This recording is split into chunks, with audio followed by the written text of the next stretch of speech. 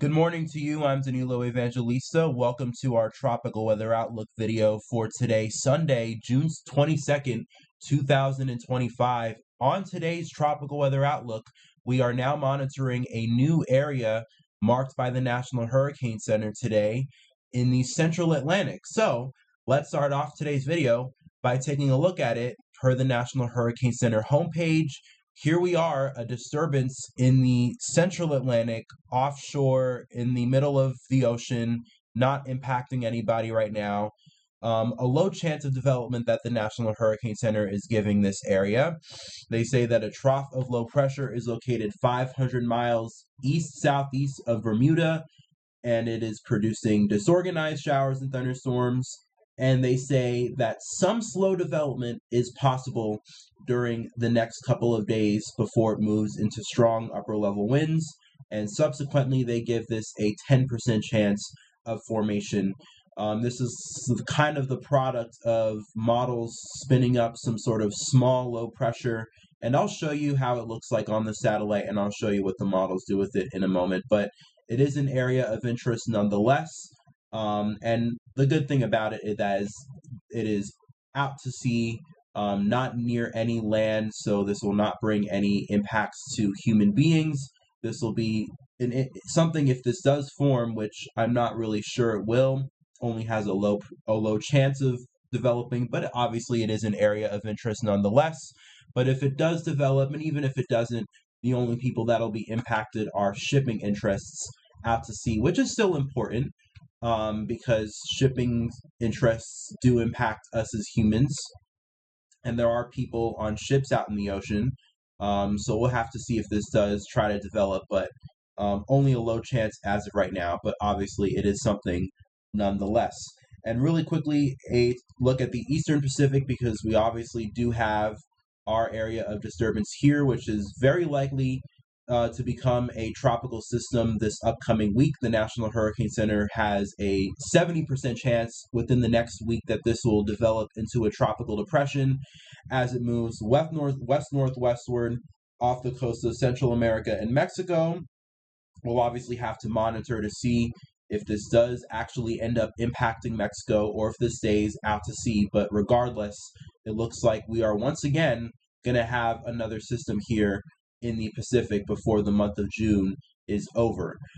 Taking a satellite look at the Atlantic right now, you can see where our area of interest is here, noted by a lot of these showers and thunderstorms in the central Atlantic. This has to probably do with some sort of upper level system, or maybe some sort of frontal area that has come down and then broken off, and now we have a remnant area of energy here. And I'll actually zoom in on this area in just a moment, but taking a look at the rest of the Atlantic, you could obviously see lots of dry air coming off of Africa, very typical for this time of year. And then obviously we have some tropical waves in here that are moving across the MDR. Those will probably bring gusty winds and heavy rain to the islands from time to time. But beyond then, not much else in the way of development. And then obviously we have a lot of energy here near Central America. That's probably going to move on into the Eastern Pacific. And I do believe we do actually have some showers and thunderstorms here that is associated with our area of interest in the Pacific that'll probably develop more than likely and become a tropical system there as we head throughout the week this week. But obviously the main topic today is on this small area here in the central Atlantic. And I mean, it's obviously not potent. There are some showers and thunderstorms here. Maybe this does have a little bit of vorticity with it, and the models do seem to try to form some sort of small surface low here. And I'll show you the sea surface temperatures are definitely warm, or at least the sea surface temperature anomalies in the subtropics are much warmer than normal. So you never know what could happen. I mean, sometimes we end up getting these systems, especially in the subtropics, including off the southeast coast, that spin up very quickly and end up becoming small, out to sea, quick spin ups that expend a name from the naming list. So maybe this is what that's trying to do. But it is an area of interest nonetheless. And I suppose that one thing that does that, this has going for it is, as you can see in the subtropics, kind of the only area right now in the entire Atlantic that is favorable in terms of wind shear, is over this area in the subtropics. The rest of the tropical Atlantic right now, very, very strong wind shear blowing across.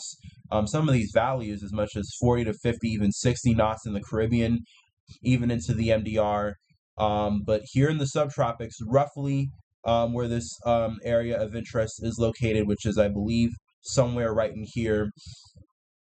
Is that right? Actually, this doesn't show longitude. Let me actually go to here, 60 to 50 west. I think this is where the area of interest is generally located, and 60 to 50 west on the wind shear map. Yeah, that is roughly in more favorable wind shear conditions, and obviously low wind shear is good for development. And sea surface temperature anomaly wise, definitely much above normal, especially throughout the subtropical Atlantic. So this will probably have warmer than normal sea surface temperatures to deal with. So we'll have to see if this does try to spin up into something. I doubt it. The GFS, which I'll actually show you right now, at least over the next 18 to 24 hours, this is generally where our area of interest is. And you can see, I mean, there is a small low pressure system that tries to develop, but you could see in a span of about 2 to 3 days, it forms. It's very small.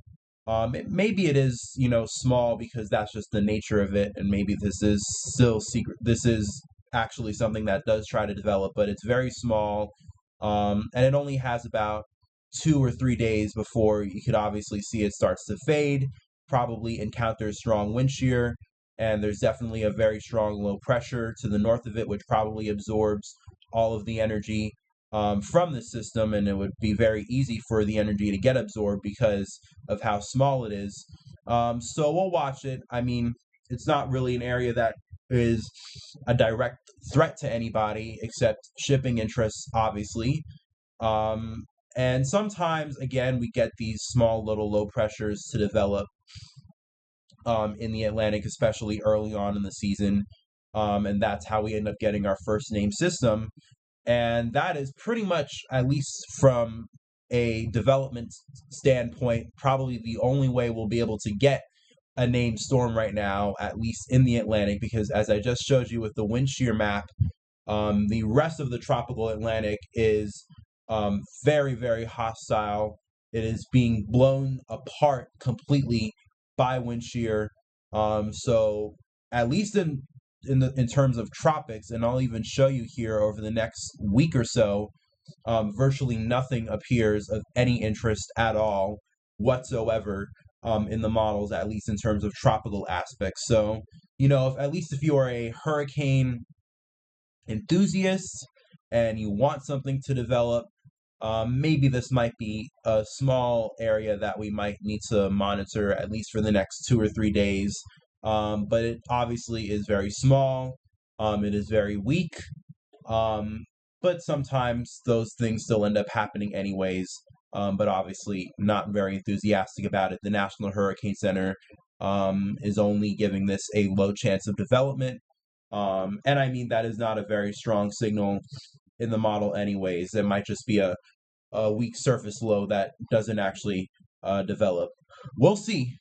We'll see. Sometimes these areas, we do get development from these small surface lows or these quick spin-ups that develop in the subtropics in the Atlantic. And I mean, we do have a very warm subtropical Atlantic right now.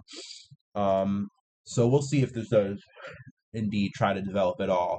And really quickly, just going to take you to the Eastern Pacific because there is an area of interest there. There is that area of interest that we've been talking about for the past several days.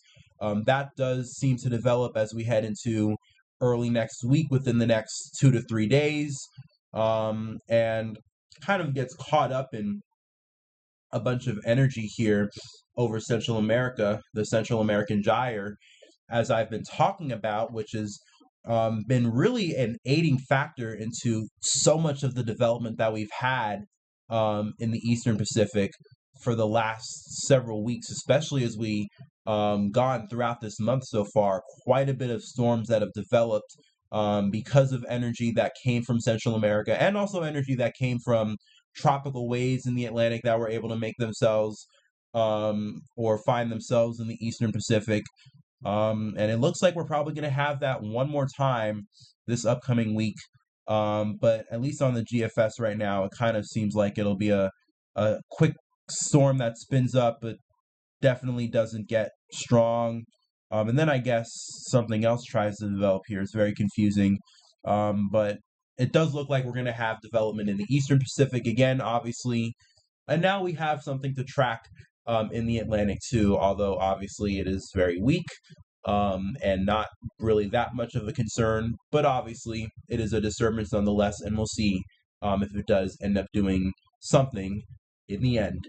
With that being said, I'm going to end it off for today's tropical weather outlook. Hope you enjoyed it. If you did, I would encourage you to like, comment, subscribe, share this video with family and friends and those that might be interested in this information. And if you are interested in it and you want that every single day, I do upload these videos daily, so please subscribe to the channel if you haven't, and make sure to turn on the notification bell so you can get videos the moment I upload them. With that being said, enjoy the rest of your day, enjoy the rest of your Sunday, and the rest of your weekend. Stay safe, peace, love, and kindness to you all. I will see you back here tomorrow.